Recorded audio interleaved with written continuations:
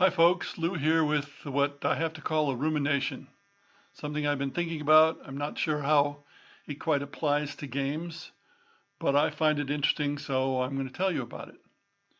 And that is differences between navies, air forces, and armies about how they look at the world and their role. Now, the first part of this is that the navies and the air forces in the 20th century and the 21st century have to realize that it's their machines that make the difference. Certainly the people who run the machines are important, but if you don't have warships, if you don't have airplanes, or if what you've got are poor, you're not going to win. You're going to lose, no matter how good the men are. Now the Army is in a somewhat different situation because the Army has various large machines like tanks and artillery and trucks and so on, but they also have a lot of infantry. Now, I lived for many years in Fayetteville, North Carolina, which is where Fort Bragg is, the home of the airborne. The airborne are light infantry. When they jump in, they don't have much but themselves and their personal weapons. They don't have air-droppable tanks these days. They don't have a whole lot of artillery. So they drop in, they hold out for a few days, and then they're relieved or they're dead. Because that's the nature of warfare nowadays. It's the machines that make the difference. Now, again, having better men, better trained men, and so on can make your machines more effective, and having poorly trained ones can make your machines less effective, but it's the machines that really count. Now, let's think of this in terms of targets. What's the target in naval warfare? It's the enemy warships, or it may be merchant ships, but it's ships. What's the target in aerial warfare? It's planes. What's the target in land warfare? Here again, we have a combination.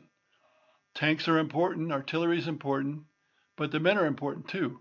Tanks on their own, at least in World War II, did not do very well. They needed infantry to go along with them. Artillery on its own is in big trouble. On the other hand, in World War II at least, artillery inflicted a vast proportion of the casualties, and bullets, as in fired from rifles, inflicted a very small proportion. Much of the in-between was various explosive devices like mines and grenades. So even though the Army emphasizes men and personal weapons, when you come down to it, in World War II at least, they weren't as important as the artillery or the tanks. I don't know whether those artillery statistics include tank artillery or just artillery. I suspect it includes the tank's artillery as well.